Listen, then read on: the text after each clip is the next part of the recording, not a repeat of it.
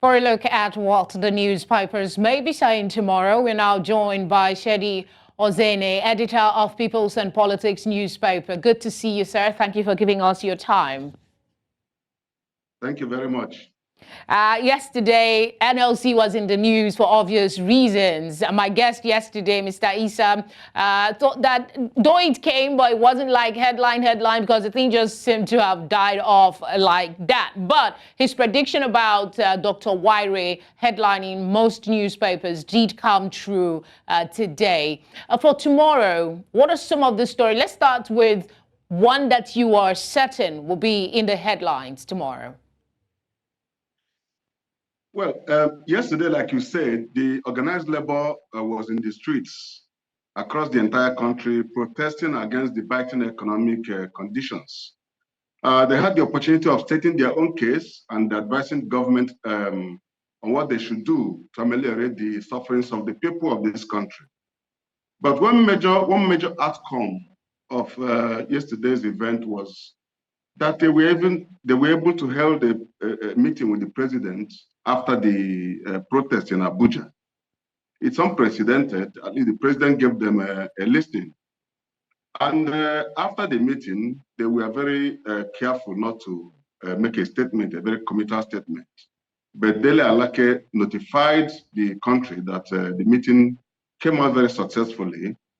And one of those things that he said was that the president promised that the Port Harcourt refinery will come on stream in December.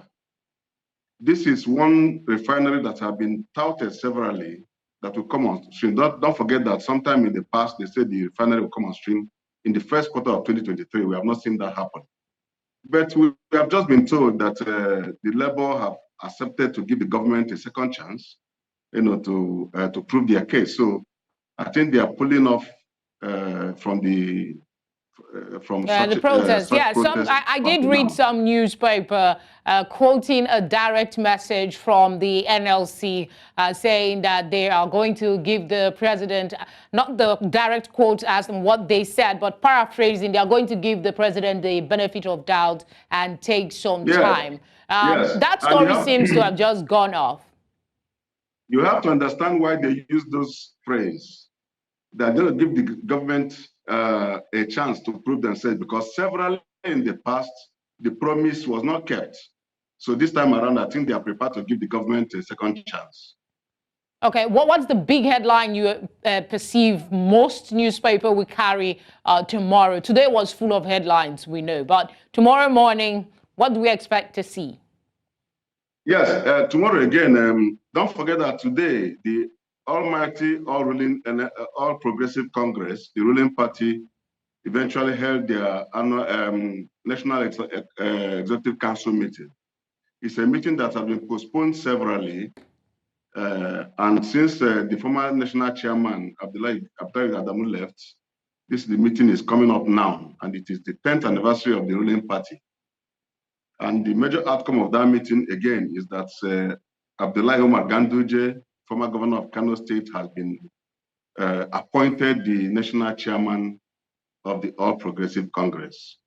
It's a major event for today, and I believe it will be in the papers tomorrow. Don't forget that people have been worrying that the president, after just 2 months, have devoted so much time to his party affairs when a lot of national issues demand his attention. So we believe that this one will be, will remove that distraction. We call it a distraction because there are a lot of things on the president's table at this moment.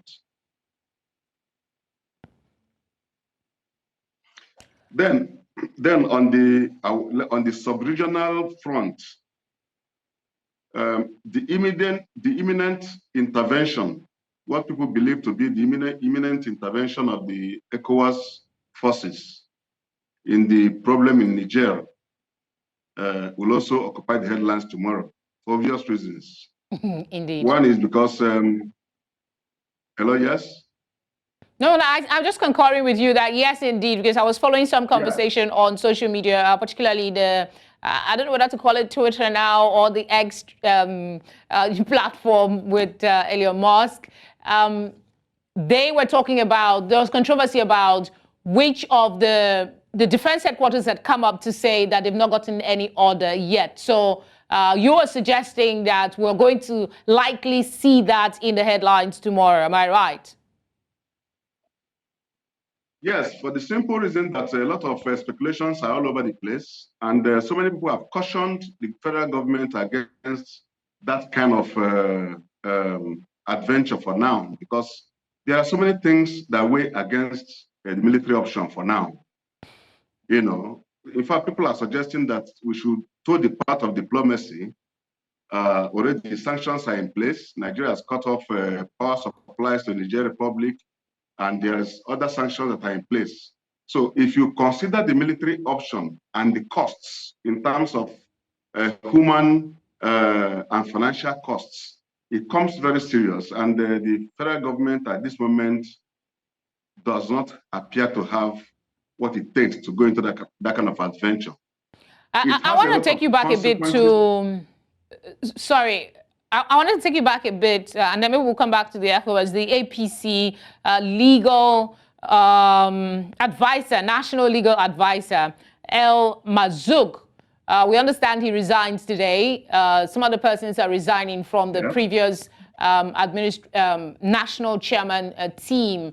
What's your thinking about the resignation that's coming up? Do you think that we expect to see more from the old teams for the APC moving away? Well, when Abdullahi Adamu resigned, there were speculations that so many other people were supposed to ship out with him. But we only saw the national chairman, Abdullahi Adamu, and Iyolo Mishore, the national secretary, resigning. This time around, those who did not ship out at that point in time may likely leave even in the near future, because it's obvious that a new sheriff is in town, so to say. So I think Ganduje's coming will bring in new faces, while some other people, especially those who were antagonistic, you know, to the idea of bringing a new chairman, will likely resign. So I'm looking at it from that angle. All right.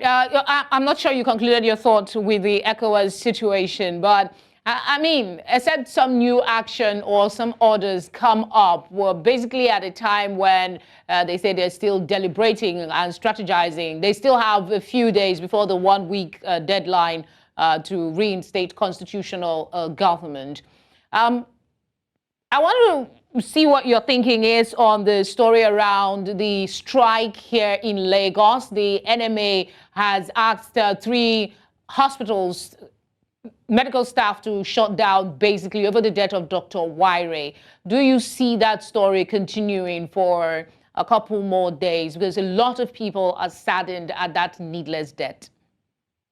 Yeah, the news will run tomorrow again because of the human angle story accompanying the death of that doctor.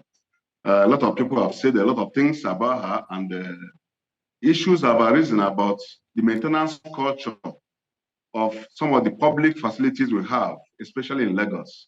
So this one will give rise to so many other questions that are going to be asked. So I believe that story will still be there tomorrow. And apart from the strike, apart from the action that the doctors have taken, I think the government has to also address that issue more squarely, because they have not actually come out seriously to say something about it. Hopefully, maybe a lot of optimism is not up, but maybe this will be the push that they need to do something decisive about the infrastructure across our medical sector. Thank you very much, Mr. Ozene, for giving us your time on Nigeria Tonight. Thank you very much. I appreciate it.